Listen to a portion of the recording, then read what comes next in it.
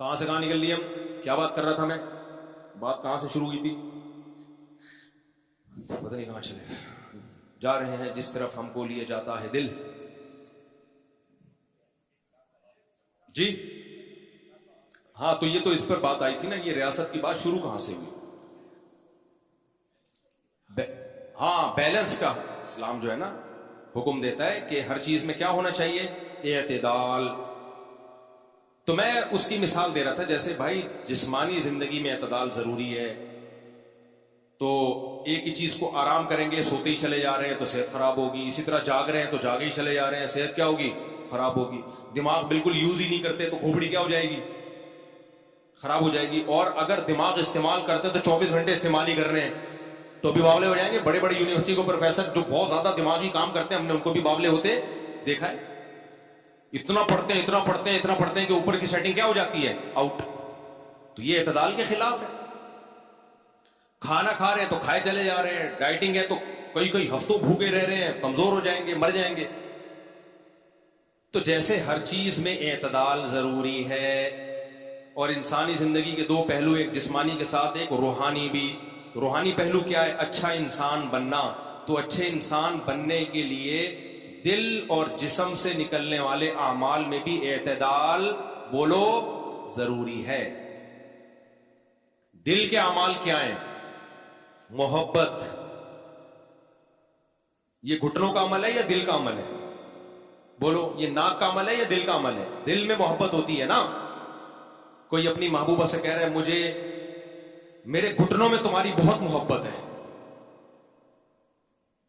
وہ کہے گی پہلے اپنی کھوپڑی کا علاج کرو. محبت گھٹنوں میں نہیں، محبت کہاں ہوتی ہے؟ کھوپڑی میں ہوتی ہے، دل میں ہوتی ہے. کیونکہ کھوپڑی کا تعلق کس سے ہے؟ دل سے. دل دھڑکتا ہے جب کھوپڑی میں محبت کے جذبات آتے ہیں تو سب سے پہلے اثر اس لیے دل کی طرف نسبت کی جاتی ہے اس کی. تو یہ بھی اگر بے اعتدالی ہوگی اس میں، اس قوت، یہ بھی قوت ہے انسان کے اندر، ایک جذبہ ہے،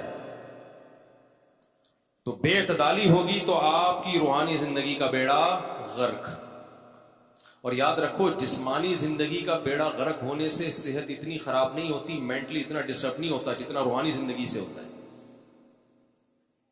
اب اس محبت میں اعتدال کیسے پیدا کیا جائے؟ ایک تو یہ کہ آپ کے دل میں محبت کے، بعض لوگ ایسے خشکے ہوتے ہیں کہ ان کو کسی سے محبت ہوتی نہیں ہے. جیسے بعض لوگ میں مسکراہٹ ہے ہی نہیں چہرے پہ نا، ان کو پیسے دے کے مسکروانا پڑتا ہے کہ آپ ذرا یہ 50 روپے لیں، ایک دفعہ تھوڑا سا مسکرا لیں. ایسے سیریس لوگ میں نے دیکھے ہیں. اور بعض ایسے ہوتے ہیں ذرا سی بات، ابھی لطیفہ شروع نہیں ہوا کہہ کے مار مار کے ہنسنا شروع کر دیتے ہیں. یہ بھی اوور ہو جاتا ہے بھائی. ابھی میں آتا ہوں بعض دفعہ، میں کہتا ہوں لطیفہ تو کمپلیٹ ہونے دو میرے بھائی. وہ کہہ رہے ہیں آپ کے اسٹائل پہ ہنسی آ رہی ہے. تو وہ اتنا ہر وقت کامیڈین بنے ہوئے ہیں، وہ کبھی سیریس ہوتے ہی نہیں کسی بات پہ. بھائی سیریس بات ہے، اب کسی کی ڈیتھ ہو گئی، جنازہ ہو گیا، وہاں جا کے آپ مذاق کر رہے ہو،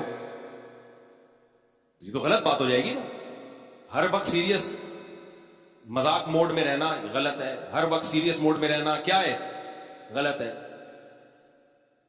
تو محبت یہ ایک ایسی چیز ہے، اس کو میں سب سے پہلے اس قوت کو اس لیے بیان کر رہا ہوں کہ ویلیو اس کی سب سے زیادہ ہے. اس کو بیلنس میں لانا، اس کو اعتدال میں لانا، یہ سب سے زیادہ ضروری ہے.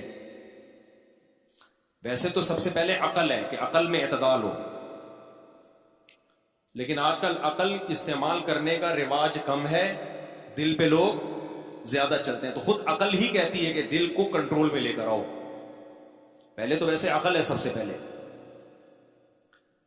تو محبت میں کیا ہے؟ نمبر 1 یہ نہیں کہ جو چیز اچھی لگ رہی ہے اس سے محبت کرنا شروع کر دو. اگر زندگی کا یہ طریقہ آپ نے اختیار کیا تو آپ کا بیڑا غرق.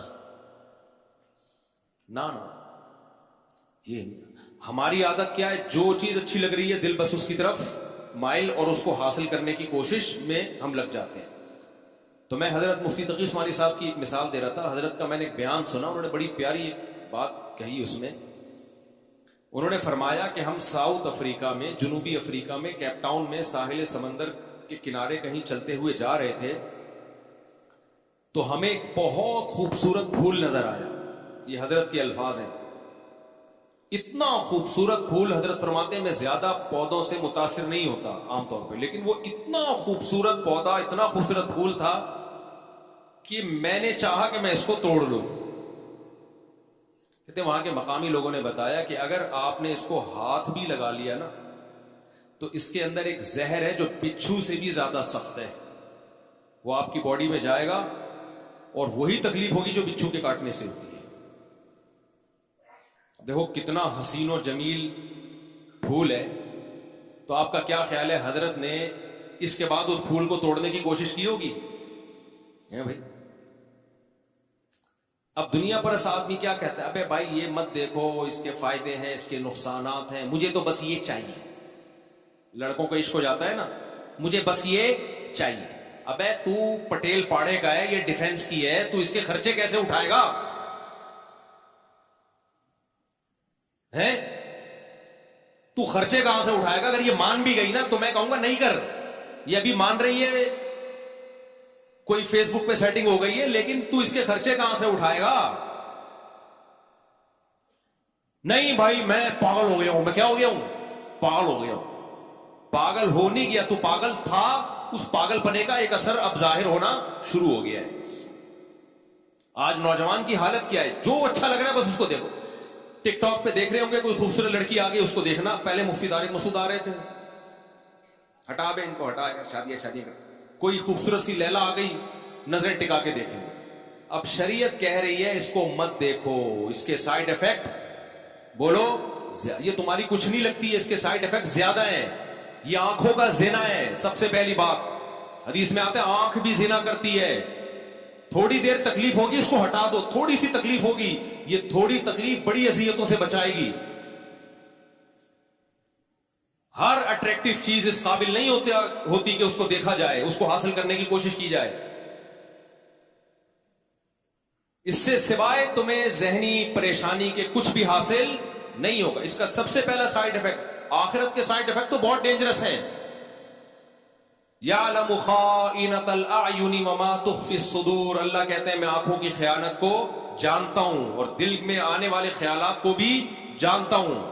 تمہاری آنکھ خیانت کر رہی ہے، کسی کو پتا نہیں ہے کہ تم کس نیت سے دیکھ رہے ہو. یہ کون جانتا ہے؟